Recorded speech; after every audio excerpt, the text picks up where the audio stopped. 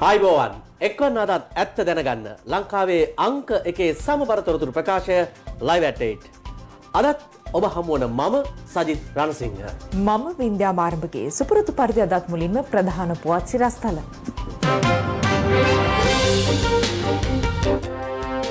බ්‍රිතාන්‍යයෙන් හඳුනාගත් නව කොවිඩ් ප්‍රභේදය දිවයිනේ ප්‍රදේශ 4කින් වාර්තා වේ. UK variant එක හම්බෙලා තියෙන ප්‍රදේශ තමයි කොළඹ, අවිස්සාවේල්ල, බියගම සහ වවුනියාව කියන ප්‍රදේශවලින්. කෝප් කමිටුව හමුවේ නිරුත්තර වූ ශ්‍රී ලංකා ඒගොල්ලන් එවලා තියෙනවා එවලා තියෙන්නේ අපේ account එකට නෙමෙයි සභාපතිතුමා. කාගේ account එකට? අනිත් ප්‍රොජෙක්ට්ස් වලට කිසිම ලියකියවිල්ලක් නැහැ. ඒ ක්‍රිකට් මෙහෙම තියෙනවා ඇති. ගුරුවරයෙකුගේ පහර කෑමට ලක් වූ සිසුවෙකුට ලක්ෂ 6.5ක වන්දියක්. ලොව එකම ශාකයයි පැවසූ ක්‍රෝඩියා සෙලනිකාට සමාන තවත් ගසක් ගම්පහ මගලේ ගොඩින් හමුවේ. ඇමරිකාවේ අධිවේගී මාර්ගයක වාහන 100ක් එකිනෙක ගැටේ.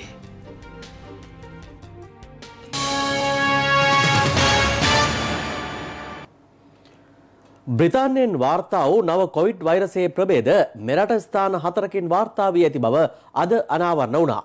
ඒ ආසාදනීය රෝගීන් 13 දෙනෙක් මෙරට ප්‍රදේශ කිහිපයකින් හඳුනා ගැනීමත් සමගයි.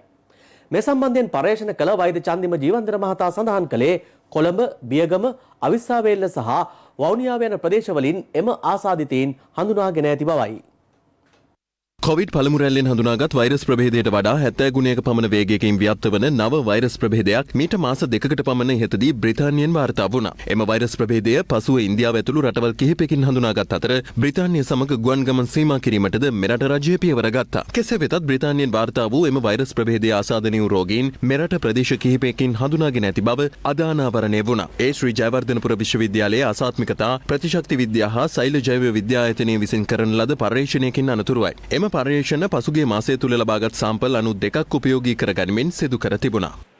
UK variant එක හම්බෙලා තියෙන ප්‍රදේශ තමයි කොළඹ, අවිස්සාවේල්ල, බියගම සහ වවුනියාව කියන ප්‍රදේශවලින්. කිහිප දෙනෙක් විදේශගත සිට පැමිණි අයගෙන් වාර්තා වෙලා තියෙනවා. ඉතින් මේ වෛරස් ප්‍රභේදයේ තියෙන අනිත් වැදගත් දේ තමයි මේක සාමාන්‍යයෙන් වෛරස් ප්‍රභේදයකට වැඩිය ඉතා වේගයෙන් පැතිරීමේ හැකියාවක් තියෙනවා. පහුගිය සති දෙක පුරා ටිකක් අපේ පොසිටිව් රේට් එක ක්‍රමක්‍රමයෙන් වැඩි වෙමින් පවතිනවා. ඉතින් සමහර විට මේක එක හේතුවක් වෙන්න ඇති. වැඩිපුර කේසස් ඩිටෙක්ට් වෙන්න. ඉතින් අපි හරියට මේක ගැන සයන්ටිෆික් ඉන්වෙස්ටිගේෂන් එකක් මෙම වෛරස් ප්‍රභේදය මෙරටට පැමිණියේ කෙසේද යන්න පිළිබඳව තවමත් නිශ්චිතව හඳුනාගෙන නැහැ. එංගලන්ත සංචාරක ක්‍රිකට් කණ්ඩායම පසුගිය මාසයේ මෙරට සංචාරයක නිරත වූ අතර එම ක්‍රිකට් කණ්ඩායමේ ක්‍රීඩක මොයින් අලීටද මෙම වෛරසය ආසාදනය වී තිබූ අතර එම වෛරස් ප්‍රභේදය සහිතව මෙරටින් හඳුනාගත් පළමු ආසාදිතයා ඔහුයි. එහෙත් ඔහුගෙන් එම වෛරසය ව්‍යාප්ත වීමේ අවධානමක් නොතිබූ බව සෞඛ්‍ය අමාත්‍යාංශය සඳහන් කළා. මේ අතර ශ්‍රී ජයවර්ධනපුර විශ්වවිද්‍යාලයේ ආසාත්මිකතා ප්‍රතිශක්ති විද්‍යා හා සෛල ජෛව විද්‍යා ආයතනයේ අධ්‍යක්ෂ වෛද්‍ය චන්දිම ජීවන්දර මහතා සඳහන් කළේ මෙම වෛරස් ප්‍රභේදය මෙරට තුළදීම නිර්මාණය වීමේ හැකියාවද පවතින බවයි. මෙම වෛරසයේ ව්‍යාප්තිය පාලනය සඳහා ගත යුතු පියවර පිළිබඳව මේ වන විට අදාළ අංශ දැනුවත් කර ඇති බව නියෝජ්‍ය සෞඛ්‍ය සේවා අධ්‍යක්ෂ ජෙනරාල් විශේෂඥ වෛද්‍ය හේමන්ත හේරත් මහතා පවසනවා. අවශ්‍ය කරන අධ්‍යයන කටයුතු දැන් සෞඛ්‍ය අමාත්‍යාංශය මගින් කරගෙන යනවා. මෙවැනි නව වෛරසයක් නව ප්‍රභේදයක් පැමිණි අවස්ථාවක ගත යුතු ක්‍රියාමාර්ග මොනවද කියන එක ගැන සෞඛ්‍ය අමාත්‍යාංශය පැහැදිලි උපදෙස් තියෙනවා.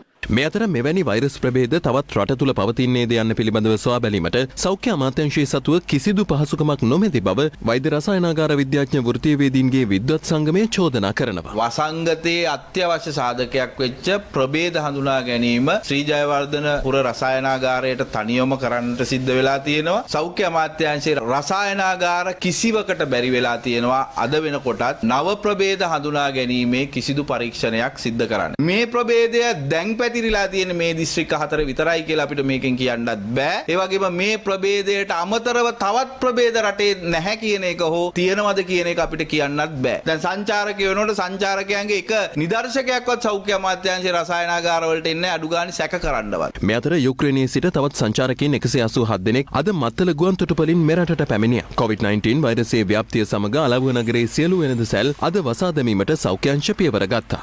එම නගරය ආශ්‍රිතව පසුගිය දින කිහිපය තුළ 100කට අධික ආසාදිතයින් පිරිසක් හඳුනාගත්තා. මේ අතර දෛනික ආසාදිතයින් පසුගිය දින 3 තුලදීම 900 සීමාව ඉක්මවා ගියා. අදත් ආසාදිතයින් 528 දෙනෙකු මෙරටින් හඳුනාගත්තා. පාර්ලිමේන්තු මන්ත්‍රී අනුර කුමාර දිසානායක මහතා මතු කර තිබූ ප්‍රශ්නයකට අද පාර්ලිමේන්තුවේදී මුදල් රාජ්‍ය අමාත්‍යවරයා පිළිතුරු ලබා දීමට ගිය අවස්ථාවේදී තරමක උණුසුම් තත්ත්වයක් හටගත්තා. මේ අතර අද පාර්ලිමේන්තුවේදී අභාවප්‍රාප්ත හිටපු මන්ත්‍රීවරුන් කිහිප දෙනෙකු පිළිබඳව ශෝක යෝජනාද සාකච්ඡාවට ගනුණා. අපි මියගිය മന്ത്രിවරුන්ට උපරිමම ගරු කරමු. මරුණට පස්සේ විතරයි මේකේ කවුරුත් පක්ෂ ભેදෙන් තොරව ಗುಣ කියන්නේ. ඉන්නකම් මරා ගන්නවා. ඉන්නකම් මඩ ගහනවා. ඉන්නකම් පෞල් ජීවිත ගැන කතා කරනවා. මරුණට පස්සේ බෝධිසත්වයෝ වගේ කතා කරනවා. එහෙම තමයි. හැබැයි මරුණාම ශෝකේ ප්‍රකාශ කරන එක අපේ යුතුයකමක් සහ වගකීමක්. කිරියල් ඇමතුමා පක්ෂ නායක රැස්වීමේදී අපි මේ කතා කරලා තින්දුතියට ගමු. පක්ෂ නායක රැස්වීමට අපි යාවට අපි කියන හැම දෙයක් මෙතන ඉෂ්ට වෙන්නේ නැහනේ. දැන් දේශපාලන පළගෙදීන් වාර්තාවයි පාස්කු ප්‍රහාරයේ වාර්තාවයි අපි ඉදිරිපත් කරන්න කිව්වොත් ආපු ඉදිරිපත් කළා නැහැ. ලැබුණු විගසක් අපි පොරොන්දු වුණ පාඩේ ඔබතුමාට ඊයේත් මම වෙනමත් දැනුම් දුන්නා අපි ඒක ඉදිරිපත් කරනවා.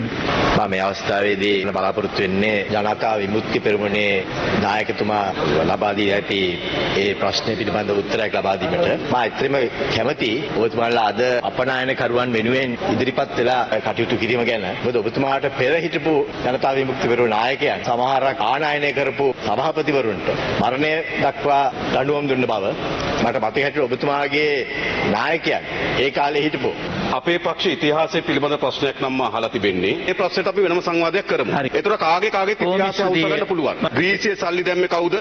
ඔබතුමාලාට ප්‍රශ්න ඇහුවම අපිට උත්තර දෙන්න ඕනි විදිහ අපේ උත්තරේ. ඔබතුමාලාට උත්තර නෙමෙයි. මම ඉතාමත් පැහැදිලිව 22 27 දෙක ඇතුළත ප්‍රශ්නයක් ඇහුවා ගැසට් නිවේදනයක් පිළිබඳව. එතන මුදල් අමාත්‍යවරයාට පැවරී තිබෙන්නේ ඒ පිළිබඳ උත්තර දෙන්න. ඊට වෙන කතා කියනවා නම් ගරු කතානායකතුමනි එක්ක අපටකින්න. ඔබතුමා ඔහම ඇසිරෙන්න එපා. බලාගෙන ඉන්න ඔබතුමාගේ මුලසුනේ කාර්යභාරය ගැන. අඩුම තරමේ ඔබතුමා ඒක නතර කරන්න ඕන. එහෙම නැත්නම් ඒක ප්‍රශ්නයක් කියලා මතු කරනකොට මට ඉඩ දෙන්න ඕන. ඔබතුමා ඒක තේරුම් ගන්න. ඔබතුමාගේ ඩියුටි එක. ඔබතුමා ආණ්ඩු පක්ෂයේ සංවිධායකයෙක් නෙවෙයි. ශාකර මුලසුනේ ප්‍රධානිය. ඔබතුමා ඒ විකාරය නතර කරන්න. මම කැමති ඉතිහාසය ගැන අහනවා නම් ගරු කතානායකතුමනි නංගිලා පර්පචුවල් එකට දාපු හැටි, බැඳුම් කරවලින් ගහපු හැටි, ග්‍රීසියේ සල්ලි තැන්පත් කරපු හැටි අපිට කතා කරන්න දුන්නම වේදනාවක් තියෙනවා නම් ඒකට කරන්න දෙයක් නැහැ. හැසිරෙන විදිහ හරි කැතයි. ඒ කාලේ හැසිරෙච්ච විදිහට නෙමෙයි දැන් හැසිරෙන්න ඕනේ. ඒකට ඉවසීම නැති එකට මට ඇත්තටම කනගාටුයි. මේ සභාවේ ගොඩක් දෙනෙක් ඉන්නවා අවිල්ල බලලා. ඔබතුමාලා ඒ කාලේ කරපු දේවල් ගැන මිනිස්සු දන්නවා. මම නිශ්චිත ලෙස අහලා තිබුණ ආර්ථික වර්ධනය ගැනවත් නෙවෙයි මගේ ප්‍රශ්නේ ඔබතුමා තේරුම් ගන්න. මේ වෙන ලෝකේ නැති ප්‍රශ්න කියවන්න එපයි කියන්නේ. මම අකමැති එයාට මොකක් හරි හානියක් වෙයි කියලා. ඒ නිසා මම උත්තරෙම දෙන්නම් දැන්. සයිට් එකලා උඩ පැනලා නටලා මොනවා වුණොත් මේක ඒකේ මටත් ඒක වාක්‍ය නෙවෙයි.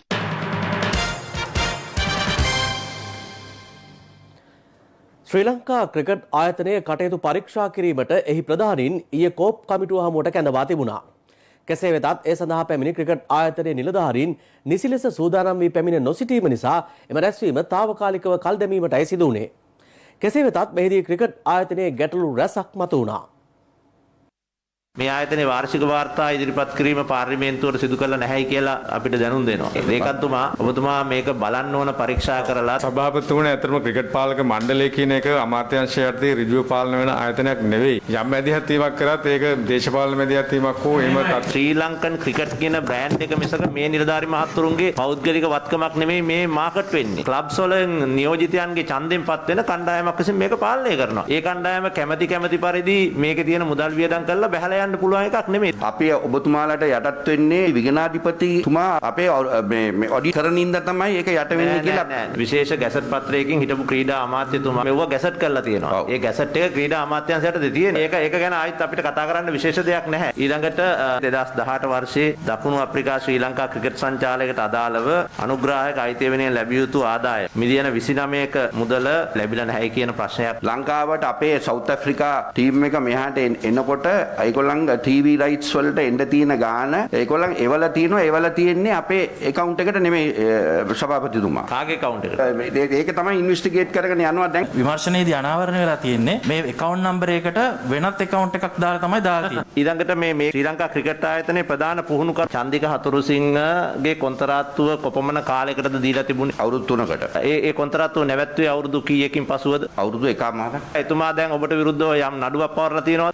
මිලියන් ඩොලර් 5ක් කිල්ලලා දාලා තියෙනවා. ඉතින් එහෙම අයින් කරන්න පුළුවන් පදනමකින් ඇයි කොන්ට්‍රැක්ට් එක එහෙනම් ගහගන්නේ නැත්තේ? ওই ලීගල් ඔෆිසර් නේ ඩ්‍රාෆ්ට් කරන්න නැත්තේ? මේවා හරියට ඔබතුමාලා ගාව විස්තර ටික දෙන්න කවුරුත් මේක සෙල්ලමක් නෙමෙයි. පාර්ලිමේන්තුවත් එක්ක ගනුදෙනු කරනකොට කරුණා කරලා හරියට කියන්නේ. මොකද මේ ආයතනය රටක් විදිහට එච්චර හොඳ තැනක නෙමෙයි තියෙන්නේ. මේක වෙනම නීති උපදේශකයෙක් කරා සර්විසස් අරගෙන තමයි සර් කරලා තිබෙන්නේ. ඇග්‍රීමන්ට් එකේ දාන්නේ නැහැ. හදිස්සි ප්‍රශ්නයක් වුණොත් එයා අයින් කරන ක්‍රමය. එහෙම මොකක්වත් නැතුව ඇග්‍රීමන්ට් එකක් ගහලා. ඒ ඇග්‍රීමන්ට් එක වයලේට් කරගෙන අපිම එයා වස් කරලා. එයාට ගෙවන්න තිබිච්ච වැටුපවාය ගාණක් අපි නඩු ගාස්තු ගෙවන තත්ත්වයකට ඇවිල්ලා තියෙනවා. නොනිමි වැඩවලට අදාළ කොන්ත්‍රාත් ගිවිසුම්. මේ සඳහා 2017 වෙනකොට මිලියන 240ක් වැය කරලා තියෙනවා. හැබැයි දැන් අපිට 2020 වෙනකොට මේක මිලියන 511ක් කියලා වාර්තා වෙනවා. ඇත්තටම මේක 2014 ඉඳන් එන බැලන්සස් තියෙන තත්ත්වයක්. මේ ප්‍රොජෙක්ට් 13ක් 14ක් තියෙනවා. ඒ 14 අපිට තොරතුරු හොයාගන්න පුළුවන් උනේ ප්‍රොජෙක්ට් 3කට පමණයි. අනිත් ප්‍රොජෙක්ට් වලට කිසිම ලියකියවිල්ලක් නැහැ. ඒකේ 2014 15 වගේ වසරවල ඇත්තටම මට මේ වෙලාවේ සම්පූර්ණයෙන්ම ප්‍රකාශ කරන්න බෑ තියෙනවද කියලා. ඒ නිසා මේ ආයතනයේට මේ රටේ ක්‍රිකට් වලට වෙන දේ පැහැදිලි. ක්‍රිකට් මෙහෙම තියෙනවා ඇති. අපි අපෙත් වෙලා නාස්ති වෙනවා මේ ඇවිල්ලා කෝප්පේට ඇවිල්ලා මෙයාට මාසයකට කල් දෙමු. සියලු දෙනාම සූදානම් වෙලා ඔඩිටර් ජෙනරල්ත් මේක බලලා මාසෙකින් නැවත ගැඳුම මේක මේ ඔබතුමාලගේ අපේ පෞද්ගලික ආයතන නෙමෙයි මේවා. මේවා රටක් වෙනුවෙන් තියෙන ආයතන. මුළු රටම මේවා බලාගෙන ඉන්නේ. දිගවාපේ චෛත්‍යරාජාණන් වහන්සේගේ ප්‍රතිසංස්කරණ කටයුතු සඳහා අරමුදල් රැස්කිරීමේ කටයුතු අද ජනාධිපති ගෝඨාභය රාජපක්ෂ සහ අග්‍රාමාත්‍ය මහින්ද රාජපක්ෂ මහතාගේ ප්‍රධානත්වයෙන් ආරම්භ වුණා. රාජ්‍ය භාණ්ඩාගාරයෙන් කිසිදු මුදලක් වැය නොකර අදාළ අරමුදල හරහා පමණක් තෙවසරක් තුළ මෙහි ප්‍රතිසංස්කරණ කටයුතු සිදු කිරීම අරමුණයි. නැගෙනහිර පළාතේ අම්පාර නගරයට නුදුරින් පිහිටා ඇති දීගවාපි පුදබිම සොළොස් මස්ථානවලින් එකක්. සද්ධාතිස්ස රජ සමයේ බුදුන් වහන්සේගේ නිය ධාතුන් වහන්සේ තැන්පත් කොට මෙම චෛත්‍ය කරවා තිබෙනවා. කෙසේ වෙතත් පසු කාලීනව විහාරය විවිධ කණ්ඩායම්වල ග්‍රහණයට ලක්වෙමින් දීගවාපි උරුමයට බරපතල තර්ජන එල්ල වී තිබුණා. කලක් තිස්සේ ප්‍රතිසංස්කරණයට ලක් නොවූ විහාරය ප්‍රතිසංස්කරණය කර දෙන ලෙස විහාරාධිපති පූජ්‍ය මහෝය සෝභිත හිමියන්ද ඉල්ලීම් කර තිබුණා. මෙවන් පසුබිමක් මතයි වර්තමාන රජය බලයට පත් වූ පසු එම උරුමය යළි තහවුරු කිරීමට පියවර ගැනුණේ. ඒ අනුව දීගවාපිය අරුණ වැඩසටහන ජනාධිපති ගෝඨාභය රාජපක්ෂ සහ අග්‍රාමාත්‍ය මහින්ද රාජපක්ෂ යන මහත්වරුන්ගේ ප්‍රධානත්වයෙන් අද පෙරවරුවේ කොළඹ 7 ශ්‍රී සම්බෝධි විහාරස්ථානයේදී ආරම්භ කෙරුණා. දීගවාපි චෛත්‍යරාජාණන් වහන්සේගේ ප්‍රතිසංස්කරණ කටයුතු වෙනුවෙන් අරමුදල් රැස් කිරීම සඳහායි මේ වැඩසටහන ක්‍රියාත්මක වන්නේ. දීගවාපිය අරුණ වැඩසටහනට අරමුදල් එක් රැස් කිරීම වෙනුවෙන් සියම් මහානිකායේ අස්කිරි පාර්ශවයේ අනුනායක අතිපූජ්‍ය වෙඬරුවේ උපාලි අනුනාහිමියන් ප්‍රමුඛ ගරුතර මහා සංඝරත්නයේ ආශිර්වාදය හිමි වුණා. වැඩසටහන සඳහා සහභාගී වූ ජනාධිපති ගෝඨාභය රාජපක්ෂ මහතා සහ අග්‍රාමාත්‍ය මහින්ද රාජපක්ෂ යන මහත්වරුන් පළමුව ආගමික වතාවත්වල නිරත වුණා. අනතුරුව යළි දකිමු දීගවාපිය වෙබ් අඩවිය එළිදැක්වීමද සිදු කෙරුණේ ජනාධිපතිතුමන් අතින්. මේ පුතුන්ත පිදුරටයි දීගවාපි අරුණට පළමු දායකත්වය ලබා දෙමින් නායවෙන ආරණ්‍ය සේනාසනාධිපති පූජ්‍ය අඟුල්මඩුවේ අරියනන්ද ස්වාමින් වහන්සේ පරිත්‍යාග කළ රුපියල් මිලියන 100ක චෙක් පත එම දායක සභාව විසින් ජනාධිපතිතුමන් වෙත පිළිගන්වනු ලැබුවා. මෙහිදී ශ්‍රී ලංකා යුද හමුදාවෙන් පරිත්‍යාග කෙරුණු මුදල පිළිගන්වනු ලැබුවේ යුද හමුදාපති ජෙනරාල් ශවේන්ද්‍ර සිල්වා මහතා විසින්. ඊට අමතරව ශ්‍රී ලංකා ගුවන් හමුදාව ශ්‍රී ලංකා නාවික හමුදාව ඇතුළු තවත් පාර්ශව රැසක් දීගවාපිය චෛත්‍ය ප්‍රතිසංස්කරණය කිරීම සඳහා සිය පරිත්‍යාගයන් මෙලෙස සිදු කළා.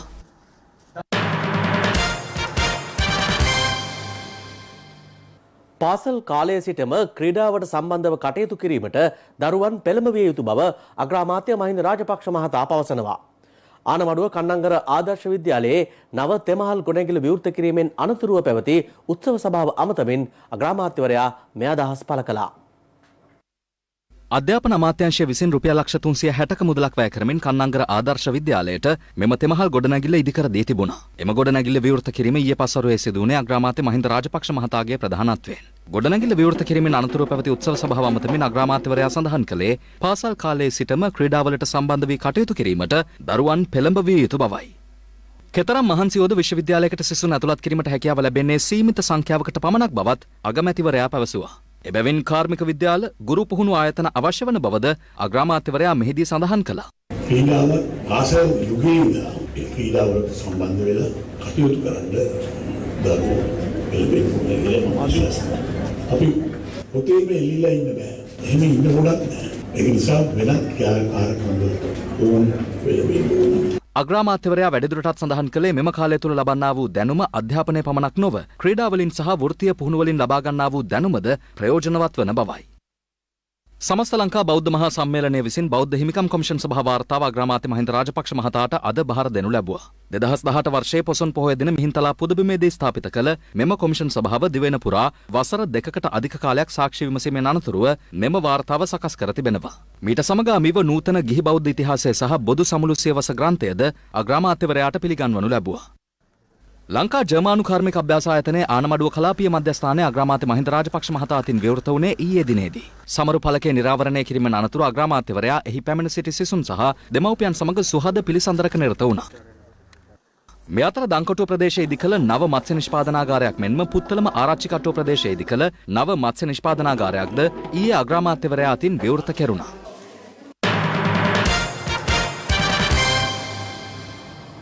ගම්පහ දාරලුව ප්‍රදේශයෙන් හමු ක්‍රූඩියා සෙලනිකා ගස එම ස්ථානයෙන් ඉවත් කිරීමට ඉදිරිපත් වූ සමාගම එම කටයුත්තෙන් ඉවත් වී තිබෙනවා.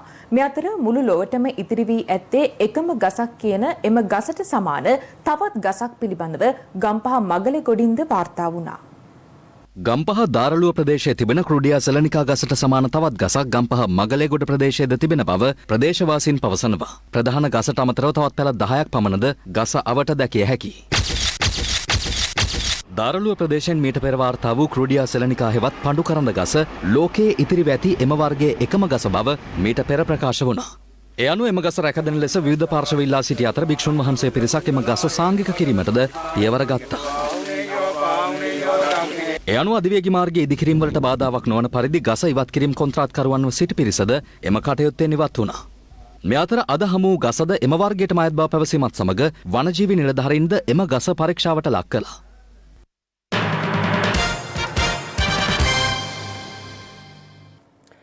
ශ්‍රී ලංකා පොදුජන පෙරමුණේ පාර්ලිමේන්තු මන්ත්‍රී කෝකිලා ගුණවර්ධන මහත්මිය ඊයේ මාධ්‍ය හමුවකදී කළ ප්‍රකාශයක් පිළිබඳ මේ වන විට දැඩි කතාබහකට ලක් වී තිබෙනවා.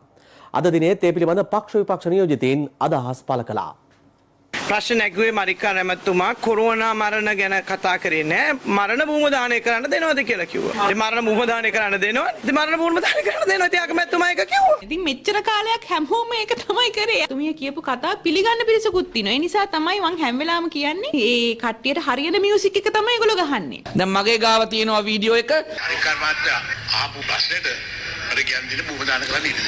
මරික්කාර් මහත්තයා අහපු ප්‍රශ්නෙට භූම දානය කරන්න ඉඩ දෙනවා කියලා කියන්නේ. ඒ කියන්නේ කොරෝනා මෘතදේහ ආදාහනය කරන්න ඉඩ දෙනවා කියන එක තමයි එතුමා කියන්නේ. පාකිස්තානයේ අගමැති ඉම්රාන් ඛාන් තේරුම් ගත්තේ කොහොමද? ජාත්‍යන්තර මාධ්‍ය ආයතන තේරුම් ගත්තේ කොහොමද? ඔක්කොම තේරුම් ගත්තේ මේ ප්‍රශ්නේ සඳහා තමයි අග්‍රාමාත්‍යවරයා උත්තරයක් ලබා දුන්නේ කියන්නේ. සියලු දෙනාටම තේරෙන දෙයට අමතරව වෙන දෙයක් තේරෙනවා නම් පොදුජන පෙරමුණේ කට්ටියට ඔය කාන්තාවන් ටිකට නේද?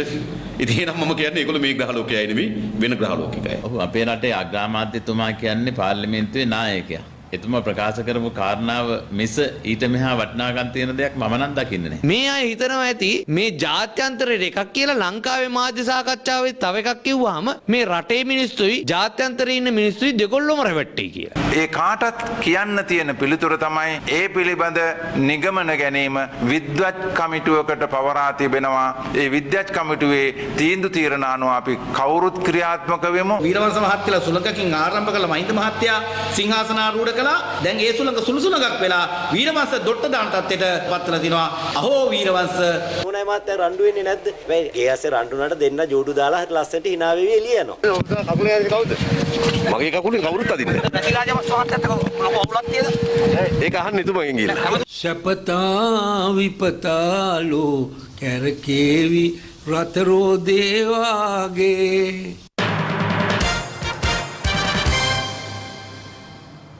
අභාව ප්‍රාප්ත ප්‍රවීණ රංගදර ආචාර්ය ජයලාන් රෝහණ මහතාගේ දේහය අද පසරුවේ ඒ මහතාගේ නිවසට රැගෙන ආවා.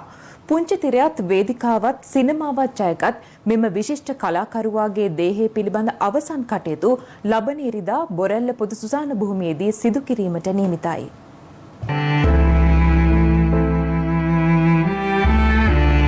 ජයලාන් රෝහණ මහතාගේ දේහයට අවසන් ගෞරව දැක්වීම සඳහා මේ වන විටත් එතුමන්ට ගෞරව කළ ආදරය කළ රසිකයින් මෙන්ම විවිධ පාර්ශව එතුමන්ගේ නිවසට පැමිණෙමින් සිටිනවා.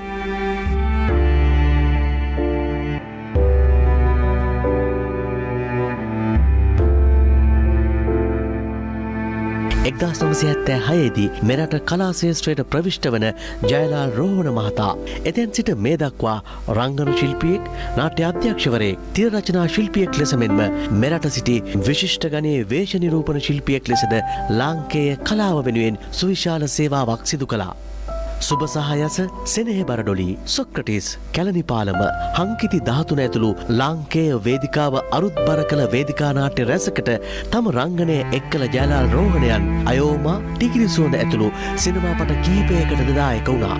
ඊයේ දේශනයක් තිබුණා ගම්පහ ප්‍රාදේශීය ලේකම් කාර්යාලයේ පුනරුත්ථාපනය කරන අය ඉස්කෝලෙන් මාවත් අරගෙන ගෙදර හදිසියෙම යට පොඩ්ඩක් අමාරු වුණා. හිතුවේ නෑ ඉතින් මෙච්චර ඉක්මනින් එයා මේ ගමන යයි කියලා. හෙට සවස කොළඹ සුදර්ශි ශාලාවට මහජන ගෞරවය සඳහා ඒ මහතාගේ දේහය රැගෙන එන අතර දේහය පිළිබඳ අවසන් කටයුතු බොරැල්ල පොදු සුසාන භූමියේදී සිදු කිරීමට නියමිතයි.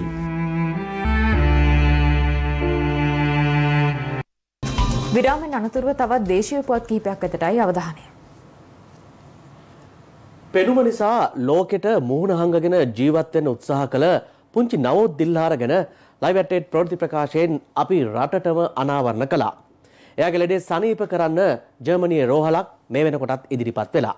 ඒ සත්කාරයට උදව් කරන්න ඉදිරිපත් වෙලා තියෙන්නේ ස්වීඩනයේ ජීවත් වෙන ශ්‍රී ලාංකිකයෙක්. ලෝකෙටම hina වෙලා මුහුණ දෙන්න පුංචි නවෝත් දිල්හාර උත්සාහ කළත් එයාගේ පෙනුම ඒකට හරස් වෙලා. දඹුල්ල දඬු බැඹුරුප්පල ගමේ ජීවත් වන නවෝත් දිල්හාරගේ මේ කඳුළු කතාව රටට කියන්න දවසක අපි ඒ පුංචි පුතාව හොයාගෙන ගියා. තමන්ගේ රූපය නිසා මානසික හිංසනයට ලක්වුණු පුංචි පුතෙක් හොයාගෙන අපි දඹුල්ලට ආවා. මේ මාත් එක්ක ඉන්නේ නවෝත් පුතා. නවෝත් පුතාගේ වයස මට කියන්නකෝ. අවුරුදු 7යි. යාළුවෝ මට ඉන්නා වුණා. මමට එන්න එපා කිව්වා. මම ආයඬුවා. මම්මට අනුවා. මෙයාව හොඳ කරගන්න පුළුවන් නම් එච්චරයි මං ඉල්ලන්නේ. වෙන මොනවෙවත් ඉල්ලන්නේ මම වැඳලා ඉල්ලන්නේ එච්චරයි. දිල්හාරට අත්වී තිබෙන ඉරණම පිළිබඳව රටට හෙළි කළාට පස්සේ ඒ ප්‍රවෘත්තියට අන්තර්ජාලය ඔස්සේ ලොකු වටිනාකමක් ලැබුණා. ජර්මන් ජාතික බිරිඳ සමග ස්විට්සර්ලන්තයේ ජීවත් වන චාමින්ද ප්‍රනාන්දු ඒ ප්‍රවෘත්තිය දැකලා දිල්හාරගේ අසනීපය සුව කරන්න පුළුවන් බව කියන ජර්මානු ජාතික විශේෂඥ වෛද්‍යවරයෙක් හොයාගෙන ෆේස්බුක් කරහා තමයි දැක්කේ. ඒක දැකලා ඊට පස්සේ මෙයාලගේ ටෙලිෆෝන් නම්බර් හොයාගෙන විස්තර දැනගත්තාම තමයි කිව්වේ මෙහෙම දොස්තරලා ලංකාවේ මේ ළමයාගේ ලෙඩේ හොයාගෙන නැහැ කියලා. මමයි මගේ නෝනයි එයා ජර්මන් ජාතිකයෙක් කෙනෙක්. ඉතින් අපි ඉන්ටර්නෙට් එක හොයලා බලලා ජර්මනියේ මින්ස්ටර් කියන හොස්පිටල් එක හොයාගත්තා. කොහොම හරි අපිට අවශ්‍යතාවය තිබෙන්නේ දිල්හාරව මේ රෝගය මොකක්ද කියලා හොයාගෙන සුවයක් ලබා දෙන්න තමයි අපේ අරමුණ. චාමින්දගේ ජර්මන් ජාතික බිරිඳත් සිංහලෙන්ම දිල්හාර එක්ක කතා කළා. good morning. Good morning. කොහොමද? හොඳයි. අද හොඳ දවස් නේද? අපි ගොඩක් ආසයි මේ දිල්හාරට උදව් කරන්න. නමුත් මේ දොස්තරගේ හොඳ හින්දා දිල්හාරට හොඳ වෙනවා. දිල්හාරගේ අසනීපේ මූලික පරීක්ෂණ සඳහා හෙට අනිද්දාට එයා අම්මත් එක්ක ජර්මනියට යන්න සූදානම් වෙනවා. ලෙඩේ හොඳ කරගෙන බය නැතුව ලෝකෙට මුහුණ දෙන්න ඇඟිලි ගනිමින් ඉන්න දිල්හාර ජර්මනියට ගිහින් එන දවස රටටම පෙන්වන්නත් අපි සූදානම්. දැන් ඔයා හොඳ කරන්න ලැහැත්ති මොකද හිතෙන්නේ? හොඳයි. සතුටු වෙයිද?